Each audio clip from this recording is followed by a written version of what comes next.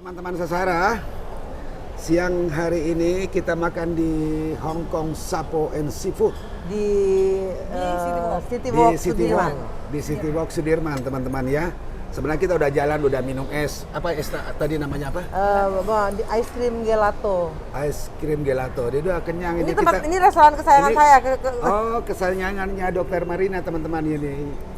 Hong Kong Sapo and Seafood. Enak di sini makanannya enak. Oh, makanannya enak. Jadi teman-teman, kita karena mau rekam sedikit ada sesuatu yang mau disampaikan, jadi kita mampir di sini lagi, walaupun udah kenyang. Jadi saya hari ini pingin bagikan satu cerita inspiratif untuk teman-teman Sasahara. Jadi pada saat itu saya masih kecil ya teman-teman, kira-kira sekitar kelas 3 SD. Siang hari sekitar jam 12, saya pergi ke pantai.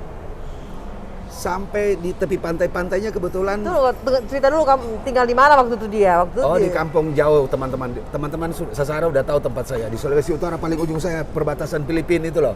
Sangir. Di Sangir ya. Jadi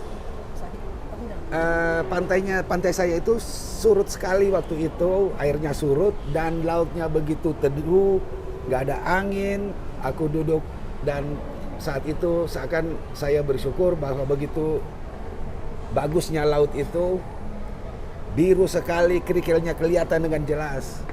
Pada saat saya duduk lagi sepi, tidak ada apa-apa, tiba-tiba teman-temannya segerombolan ikan loncat ke arah saya. Nah, waktu dia loncat, karena saya sendirian, saya ambil, tiba-tiba dari segala macam arah orang datang ngambil ikan yang begitu banyak di situ. Saya dapatnya mungkin sekitar 3 atau 4 ekor, karena masih kecil saya waktu itu. Nah, dari cerita itu saya terpikirkan apa di balik cerita itu ada sesuatu yang bisa menjadi inspirasi nggak kira-kira? Itu sesuatu yang inspiratif kan? Ya. Karena nggak semua orang, bahkan sejak saya sampai sekarang ini nggak pernah diloncati ikan lagi, ya kan? Atau pernah nggak kalian mengalami sesuatu yang seperti itu? Ini kan maksudnya untuk James mungkin ini satu yang kebetulan yang maksudnya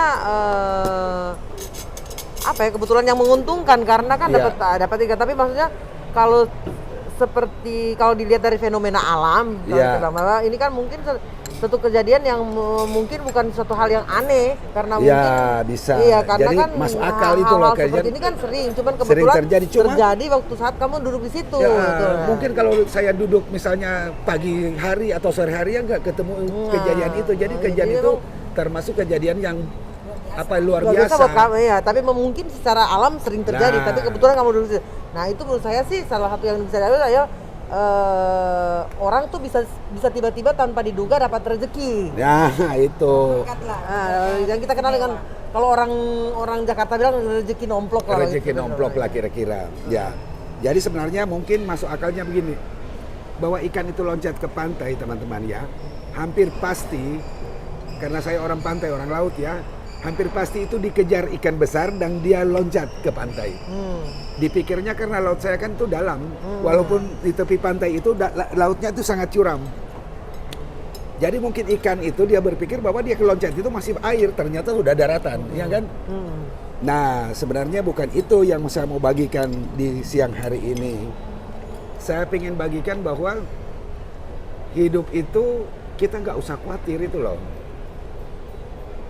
Jadi kekhawatiran itu sebenarnya sama orang tentang saya mau makan apa besok, saya mau cari dengan cara apa, itu aja saya nggak berpikir apa-apa, ikan itu datang sendiri bahwa hidup itu adalah dalam genggaman Tuhan yang Maha Kuasa. Jadi Tuhan memberikan kamu berkat, Tuhan memberikan kamu segala macam untuk mengatasi kamu punya kesulitan, itu pasti Tuhan akan jawab. Tapi tetaplah bersyukur, berdoa, itu paling penting, ya kan? Nah tapi kita jangan juga diam. Kita juga tidak boleh cuma diam di rumah. Kalau saya cuma diam di rumah mungkin saya nggak dapat ikan itu kan. Jadi saya ada usaha ke pantai, duduk di situ. Jadi tetap ada usaha. Jadi kita nggak boleh terlalu berharap cuma di rumah dan berharap akan ada orang antar sesuatu, kan nggak mungkin. Kita harus berusaha teman-teman. Itu. Kemudian mungkin ada pertimbangan lain dari mungkin begitu lagi ya. Itu seperti itu maksudnya. Ya itu adalah rezeki untuk hidup. Nah, ini satu lagi bahwa hidup itu juga harus berbagi.